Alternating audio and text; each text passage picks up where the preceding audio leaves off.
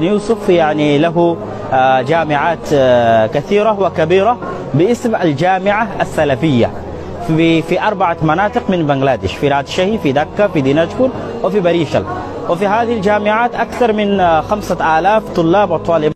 TV देखने वाले जो है गैर मुस्लिम हैं और इन्होंने इस पीस टीवी और आईआरएफ को इस्तेमाल करके, मीडिया को इस्तेमाल करके इस्लाम का बिल्कुल हकीकी जो नजरिया है, साफ और शफाफ जो चेहरा है, ये पूरे दुनिया के सामने जो है इन्होंने पेश किया।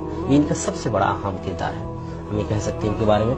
और इनके जो मिसाल हम दे सकते हैं इनके इस अहम किरदार के लिए कि सन 2000 में इन्होंने विलियम कैंपेल के साथ, जो पादरी होते हैं क्रिश्चियन के, जो गुरु जाने जाते हैं, that who created this sky and this earth, they will reply you that Allah subhanahu wa ta'ala created it. So in Tawheed al-Rububiyyah, all Christian, all Jewish, and without atheist, all mankind believes in Tawheed al-Rububiyyah. So এটা খলিফা মানে কি? আচ্ছা, তো এই খলিফা অর্থ কি এটা বুঝাতে গিয়ে ওই গাইড যে শব্দগুলো ব্যবহার করেছিল, আমার কাছে মনে হয়েছে এটা পারফেক্ট সংজ্ঞা, আচ্ছা। খুব সহজে বোঝার জন্য। উনি বলছেন যে আমাদের দেশে, ইংল্যান্ডে বা অন্যান্য দেশে আমরা যেমন পোপ দেখি এবং পোপের পাশাপাশি কিং দেখি, যে পোপ একজন ডিফারেন্ট একজন ভিন্ন ব্যক্তি, কিং একজন ভিন্ন ব্যক্তি।